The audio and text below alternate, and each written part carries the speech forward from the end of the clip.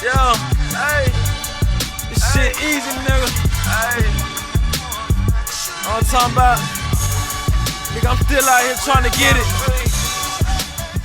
Contender Regime Boxing, checking back in with y'all, man. What's good? So we got a really good boxing card coming up this weekend. It's Rancis Bartholomew and Gary Antoine Russell. It's gonna be really good. That fight is on the Danny Garcia and Jose Benavidez Jr. card. And I want to talk about that fight specifically, and more so Danny Garcia and what I expect to see from him based off of this stylistic matchup, based off of this specific opponent, and what I think both guys bring to the table. I think a lot of people, and this is just going off of the poll that I put up, the comments from the poll, the video that I made initially when I said that I believe Danny Garcia is going to retire, or he might retire Jose Benavidez.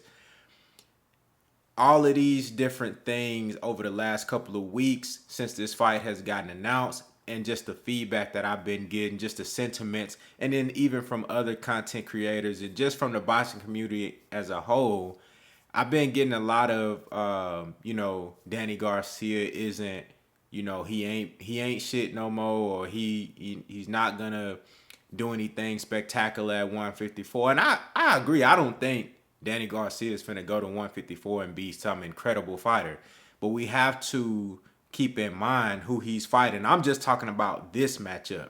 We got to keep in mind that he's not fighting a 154 pounder. He's fighting a guy that came up from 140 and fought at 47, and now he's fighting at 54. And then also, this is a guy who has a devastating injury that obviously hinders his ability to perform in the ring. He has a knee injury that he still haven't fully recovered from after getting shot in the leg.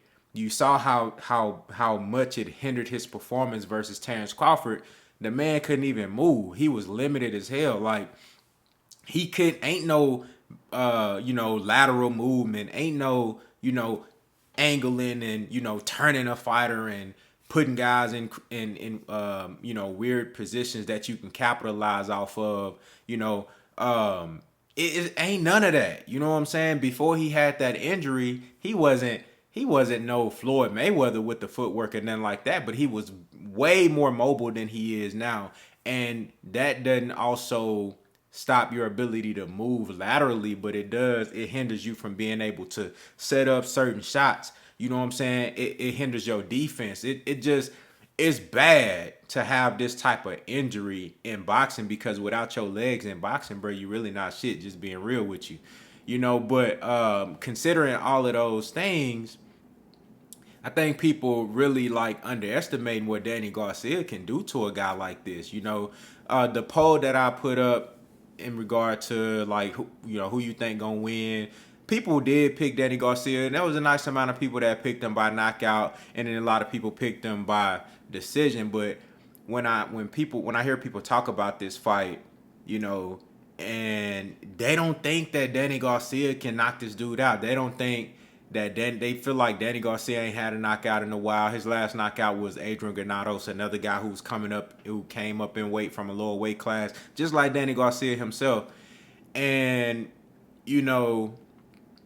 that was his last stoppage. But other than that, he really haven't had any spectacular performances at 147. So people are like, and again, I understand. People are like, well, why you think he's gonna go up to 154 and put on some amazing performance, versus Jose Benavidez? And my answer to that is because he's fighting Jose Benavidez. This guy is tailor-made for Danny Garcia. Danny Garcia is a phenomenal counterpuncher who is really a counterpuncher. Like, when you think of a counterpuncher, it's Danny Garcia. He's not first often at all. You know what I'm saying? Like, this dude, he gonna wait on you to fuck up and capitalize on it and hit you with something big. That's what Danny Garcia do. Now, certain matchups, like when he fought Brandon Rios, like when he fought legendary fighter, man, Eric Morales, when he fought him the second time, beat his ass. You know what I'm saying? When he fought when he fought, goddamn Rod Salka. When he fought Rod Salka, like certain matchups you gonna see him be first and be aggressive, but for the most part, like he's cautious. He a sharpshooter. He wait for you to miss. You know what I'm saying? Wait for you to get yourself in a bad position. Then he tee off on you and go crazy. That's what he's gonna do versus Jose Benavidez Jr. Now, will he get the knockout? I'm not guaranteeing that. All I'm saying, as you see in the title, don't be surprised if Danny Garcia brutally knocks out Jose Benavidez Jr. because he is tailor-made for Danny Garcia. This dude that can't move at all. Like, ain't no moving. When he throw a shot and he missed badly, Danny Garcia gonna be right there to pick up the pieces and knock his head smooth off. I think you're gonna see Danny Garcia landing some really good shots in this fight, and as flat-footed and as stationary as we know Danny Garcia to be, I think in this fight you're gonna see a little bit mobility. You're gonna see a little movement. You're gonna see a little bit of the boxing Danny Garcia, the guy that you saw at 140, who can take advantage of a guy who's not very mobile, who he has better boxing skills than Jose Benavidez. I think in this fight, Danny Garcia gonna be the Benavidez got fast hands when he throwing combinations, but again, his lack of mobility. I mean, all you got to do is step back and you can sidestep that shit and get out the way. So I think Danny Garcia gonna be able to set him up for some really nice power punches, the big left hooks and the big rights. You gonna see those a lot in this fight, and I think that if Danny Garcia can really use the jab in this fight, man, I think he definitely stops Benavidez if he used the jab. But I'm not relying on Danny Garcia to pump out no heavy jab and work everything off behind that jab.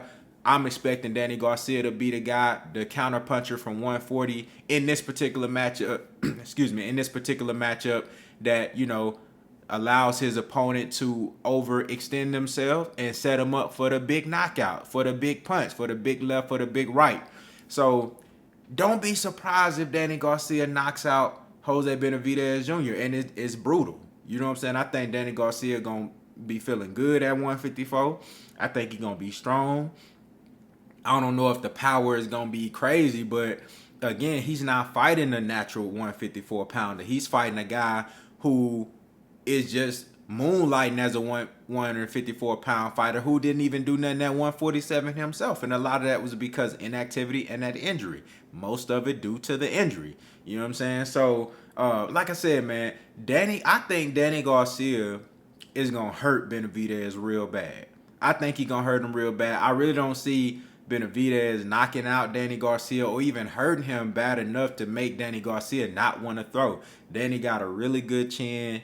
Benavidez can punch, but he ain't he's not. Danny's been in the ring with harder punchers. You know what I'm saying? Errol Spence Jr., Lucas Matisse. You know what I'm saying? Like, he's been in the ring. I think Lamont Peterson hit harder than Jose Benavidez Jr. You know what I'm saying? So he's been in the ring with harder punchers, and I don't think Benavidez can do anything to phase Danny Garcia. I think that he's going to be throwing a lot of punches. You see, he going back and forth with his daddy at the press conference and stuff. His daddy, pressing knockout. Benavidez is like, well, we don't have to go for the knockout. I think that was the problem in my previous fights, pressing for the knockout instead of just letting it come to me. There's already conflicting ideas and things in their game plan. So he going to be in that bitch like, should I go for the knockout? Should I, be patient? They don't really know what they got going on.